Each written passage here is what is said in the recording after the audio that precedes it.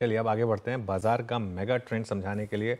अब हमारे साथ हीलियोस कैपिटल के फाउंडर समीर अरोड़ा जुड़े हैं। समीर जी हमारे साथ ऐसे समय में जुड़े हैं जब बाजार ज़ोरदार तेज़ी के मूड में है। इस रैली में किन सेक्टर्स पर पार्टिसिपेट करना है, कहां पर इन्वेस्ट करना है, इन पर बात होगी। समीर अरोड़ा के पास इन्वेस्टिंग में 3 दशक से ज़्यादा का तजुर्बा है और ये बहुत शानदार इनके व्यूज़ रहते हैं। समीर जी गुड मॉर्निंग। रक्षाबंधन लगता है आपने मना लिया, बिल्कुल। टीका देखकर लग रहा है। हाँ, रक्षाबंधन और राखी को बिल्कुल। हैप्पी और रक्षाबंधन जी सबको। हाँ, सब आपको भी।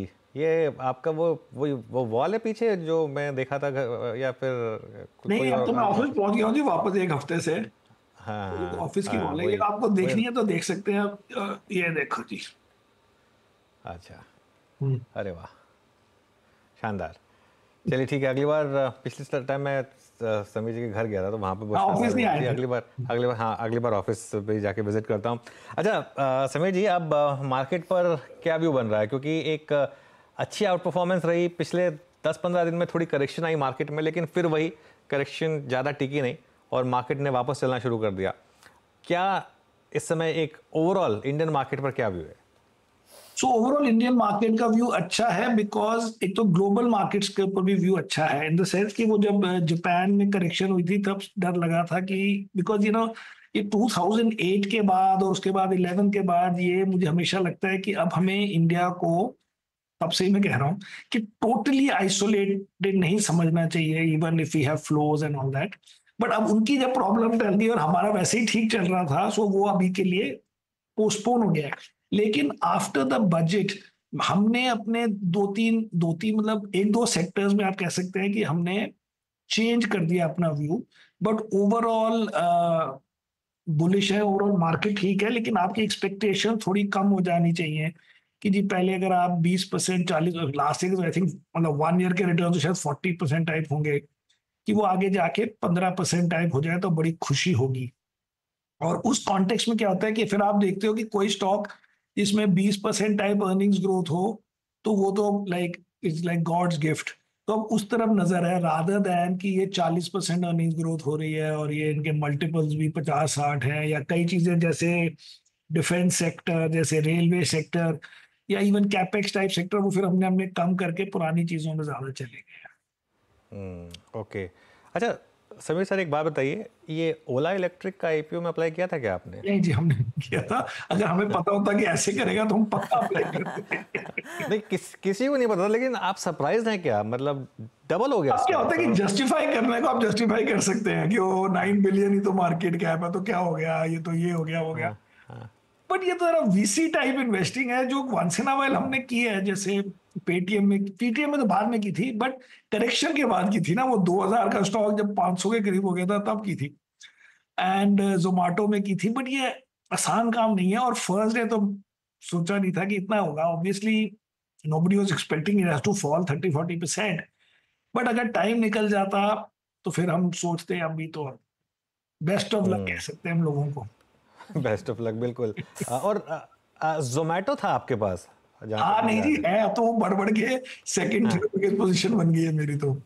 अच्छा, सेकंड लार्जेस्ट पोजीशन। नहीं, सेकंड नहीं है, मतलब ऊपर ऊपर है, थर्ड फोर्थ, मतलब काफी। हाँ हाँ, तो जोमेटो जोमेटो में जिस तरीके से री रेटिंग हुई पिछले 1 साल में, ट्रिपल हो गया स्टॉक का।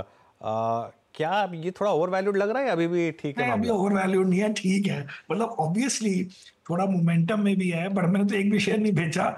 एंड ड्यूरिंग दिस टाइम थोड़ा थोड़ा और भी खरीदा होगा। बट ब्रॉडली अभी क्या है कि अब ये समझ आ गया, जो मार्केट को पसंद है उसको चलने देते हैं, हमारे पास बफर भी काफी है। देखते हैं क्या होता है, but again it can be justified. आपको एक साल आगे पीछे करना है, नहीं जी एक साल आगे। अब आज क्यों बढ़ा है मुझे नहीं पता। मैंने तो खाली एक लाइन पढ़ी थी कि उनकी राखियां बड़ी बिकी है। बट उसके लिए 3% 4% स्टॉक बढ़ना चाहिए, ये तो खुशी की बात नहीं, है। बट वो अदरवाइज क्या ब्लिंकिट। लॉजिक है मुझे नहीं पता। नहीं नहीं, ब्लिंकिट पे 15 मिनट में राखी डिलीवर हो रही थी, लेकिन एक रिपोर्ट आई थी यूबीएस की, उन्होंने यूबीएस बड़ा की। प्राइस टारगेट दिया और आई थिंक काफी उनकी जो डिलीवरी वगैरह वो ऑल टाइम हाई पर वो पहुंच तो गई हो ही है रही है। इसके नहीं, लिए। Actually is very good, I am saying. अच्छा, आई डिडंट नो कि अभी इस वीकेंड को कोई यूबीएस की रिपोर्ट आई है। बेस्ट हाँ नहीं, अभी आज सुबह सुबह आई, आज आज बट सुबह हमारी सुबह तो आई। टॉप पोजीशन, मतलब टॉप नहीं, जैसे said one of the top 3 4 5 position है, तो हम खुश हैं। बट उसमें कोई हमने सोचा नहीं था कि अगर 3% और बढ़ जाएगा तो बेचने का टाइम आ गया। इसलिए अब ठीक है, जो चीज पड़ी हुई है उसको एंजॉय करें। इनफैक्ट 360 320 नया टारगेट है, जो 260, हाँ 260 से 320 का टारगेट इन्होंने दिया है। मैं आपसे एनालिस्ट की जिसने ये बोला जिस तरह से स्टॉक चल रहा है, यू नेवर नो, पलक झपकते कुछ दिनों में हम अगली बारी बात करेंगे वो 320 के भी हम यही चाहते हैं I'm sure. Sameer ji, of course ये न्यू एज कंपनी में थोड़ा ट्रैक्शन है, लेकिन अपना जो ओल्ड इकोनॉमी कंपनियां हैं, specially on the IT side, थोड़ा सा एक्शन आता हुआ लौटा है। कुछ कंपनियों की कमेंट्री थोड़ी सी बेहतर हुई थी, लेकिन यहाँ पर कुछ कन्विक्शन वाला ट्रेड दिखने लगा है क्या आपको, या फिर आप अभी भी कुछ समय देना चाहेंगे, यूएस इलेक्शंस का इंतजार करेंगे? हमने क्या किया था, हम ना 2-3 साल से, मतलब 3 नहीं, 22 के जून से करीब 0 टाइम थे, फिर एक ही स्टॉक हमारे पास होता था KPIT। लेकिन इन द लास्ट 2 मंथ जब हमने ये रेलवे डिफेंस टाइप थोड़े कम किए, तो हमने IT बढ़ा के, आई थिंक मेरे ख्याल से मेरे फंड में 7% होगा। Now some of it you can say क्योंकि वो दूसरी चीज बेच दी तो यहां कर दिया। इट इज नॉट कि बड़ी ग्रेट कोई टर्न नजर आया in terms of current year numbers की बहुत अच्छे आने वाले हैं, लेकिन क्योंकि यूएस मार्केट में भी हुआ कि अब ये ग्रोथ है, उनकी अर्निंग्स भी अच्छी हैं, उनका भी इंटरेस्ट रेट कट होना है, और यहाँ पे भी हमारे को जिसमें हमने वो पैसे लगाए थे वहां से हमने वापस ले लिए, तो हमने भी IT बढ़ा दिया है। बट इसको हम बहुत हाईएस्ट कन्विक्शन नहीं बोल रहे अभी अभी हम बोल रहे हैं कि ये क्योंकि 2-3 साल ओवरऑल अंडर परफॉर्मेंस रही है, एंड बिकॉज बाकी चीजें काफी महंगी हो गई हैं कई, तो relatively it looks better. But अभी भी हमारा खाली वेट 7% होगा। इस समय हाईएस्ट कन्विक्शन किन स्टॉक्स पे है, कहाँ, किस सेक्टर पे है? हाईएस्ट कन्विक्शन है ही नहीं थी, अब मीडियम कन्विक्शन है।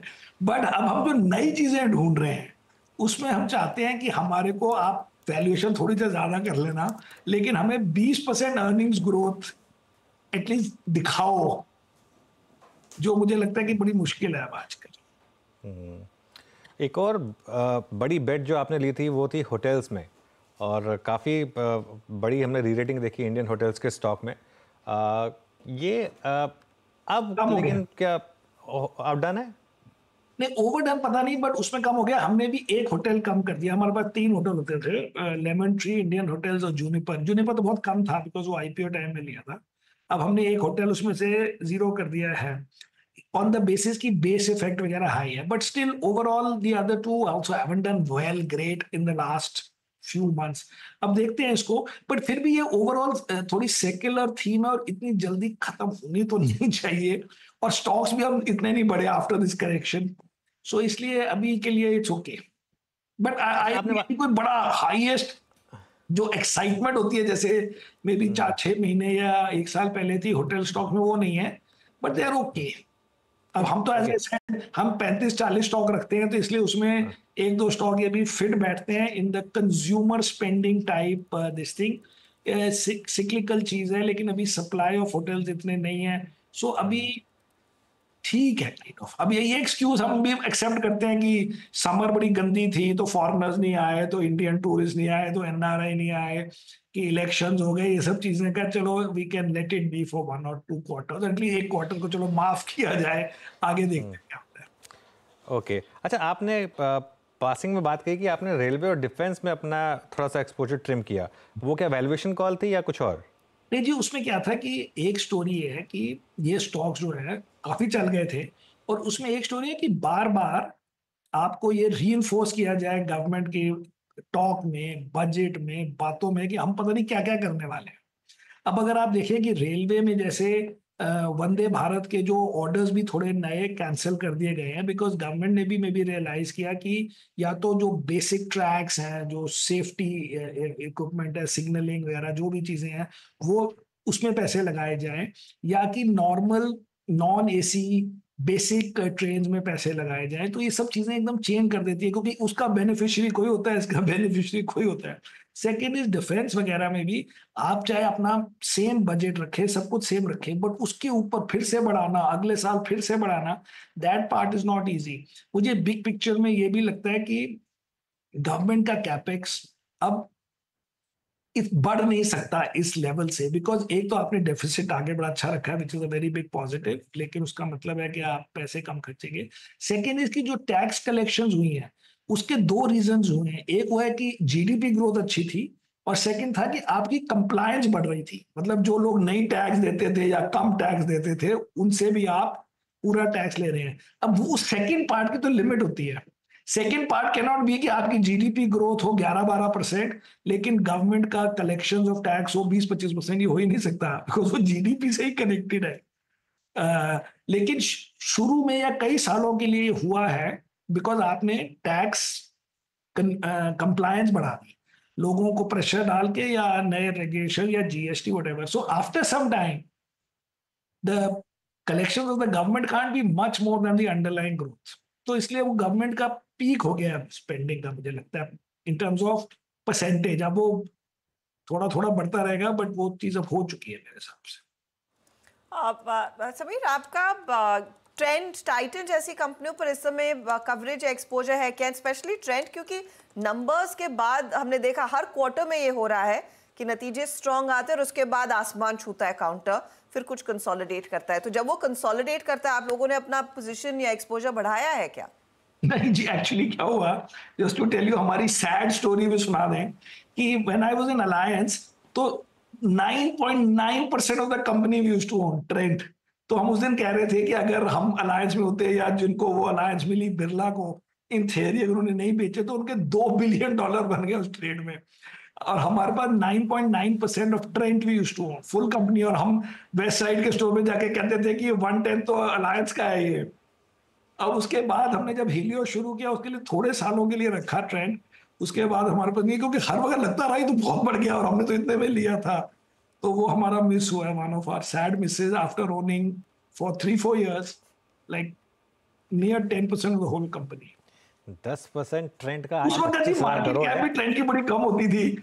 तो हाँ, बट आज आज 25,000 बताओ, करोड़ 2-2.5 बिलियन होते 10% के, तो ऑफ कोर्स इतने साल कौन होल्ड करता, कैसे होता, कैसे होता, ये बात है। बट अलायंस में cumulatively across our fund used to own यार 10%, 9 पॉइंट सम परसेंट। और अब कुछ खरीदने का इरादा नहीं है या फिर बहुत भाग गया है? इसका तो नहीं है, जब इतने साल से नहीं खरीदा आप खास। अच्छा, एक आपने स्ट्रेटेजिक बेट ली थी ऑयल मार्केटिंग कंपनीज पर, वो आप आई थिंक आपने उसमें प्रॉफिट भी बुक किया। उसमें मैंने अभी ऑयल एंड हमने गैस में है क्या नहीं, हम नहीं स्टॉक्स? जी, हम नहीं। उसमें बहुत पैसे बन गए, लेकिन उसमें मेरा इशू ये था कि अब ना वो बड़े बड़े कैपेक्स कर रहे हैं, बड़े बड़े capex like 30,000 crore, 40,000 crore. And मुझे एक बात, वो जो आप बात हो रही थी कैपेक्स की और उसकी, मुझे लगता है कि गवर्नमेंट ने अब ये डिसाइड किया है, या अपने आप हुआ है, जो भी हुआ है, कि जो न्यू कैपेक्स है वो पीएसयूज करें।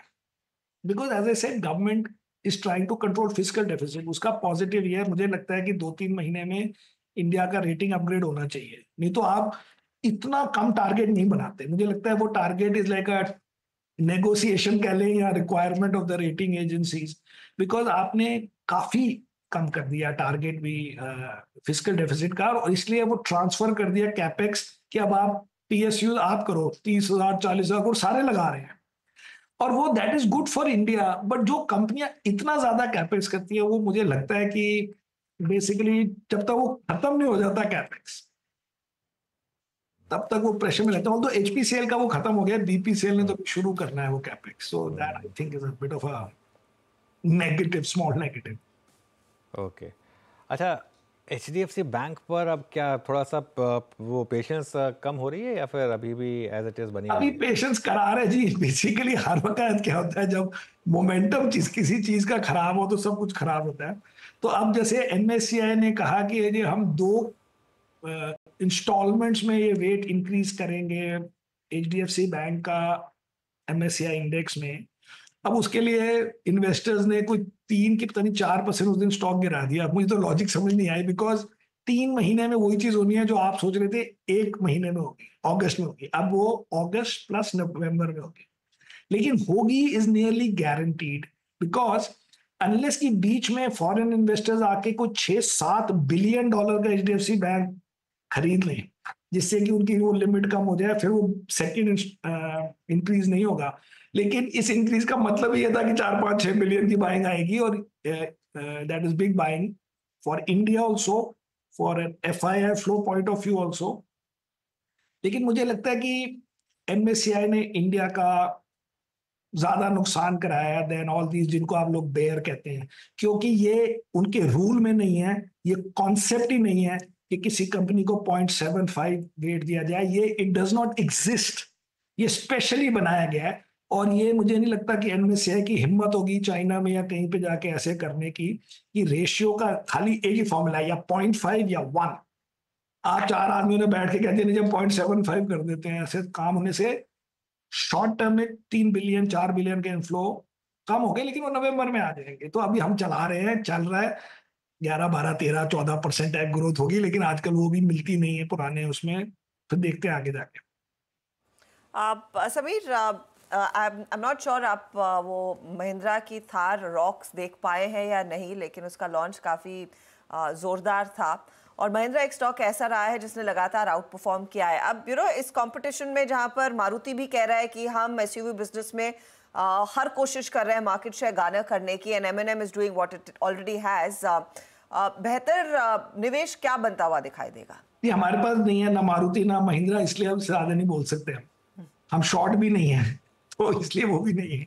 We have no public view on them, because हम अपने जो स्टॉक है उसका बता सकते हैं कि वी हैव इट और ये लॉजिक है, ताकि वजह आप इस समय इन कंपनियों में निवेशित नहीं है? सॉरी, नहीं, इन दोनों में नहीं, ऑटो में नहीं। मुझे ऑटो सेक्टर ही नहीं पसंद जी। मैं तो बिग पिक्चर बात करता हूँ। पहले हमारे 8 फैक्टर होते हैं, उसमें एक भी फैक्टर में अगर नेगेटिव हो तो हमें कोई इंटरेस्ट नहीं है। जो स्टॉक डबल हो जाए ट्रिपल हो जाए हमें कोई इंटरेस्ट नहीं है। लेकिन हमें बिग पिक्चर में ऑटो सेक्टर मुझे पसंद ही नहीं है, because auto sector fundamentally flawed sector है। बिकॉज आप पूरी ट्रांजिशन कर रहे हैं सारे कंट्री की, कि वो आप आईसी इंजन से ईवी टाइप कारें बनाए। ऑफकोर्स आजकल वो भी फंस गए हैं लोग, लेकिन उसमें किसी को कोई फायदा नहीं है एक्सेप्ट इन्वायरमेंट को।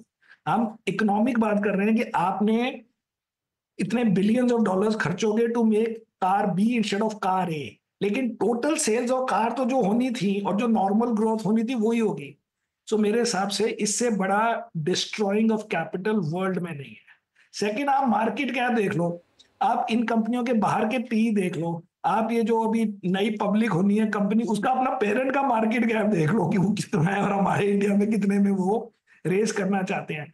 अब कई लोग कहेंगे वो तो आप देख लो तो उसमें भी है, मतलब मल्टीपल। लीवर का भी देख लो तो लीवर का पेरेंट का वो मल्टीपल है। लेकिन फर्क यह है कि ऑटो सेक्टर में अगर प्रोटेक्शन ना हो तो कोई इंडियन गाड़ी खरीदे ही ना, तो ये प्रोटेक्शन की हम वैल्यूएशन के मल्टीपल नहीं होते। ऑलराइट समीर सर, बहुत अच्छा लगा आपसे बात करके as always. Thank you so much आज हमारे साथ जुड़ने के लिए। Thank you.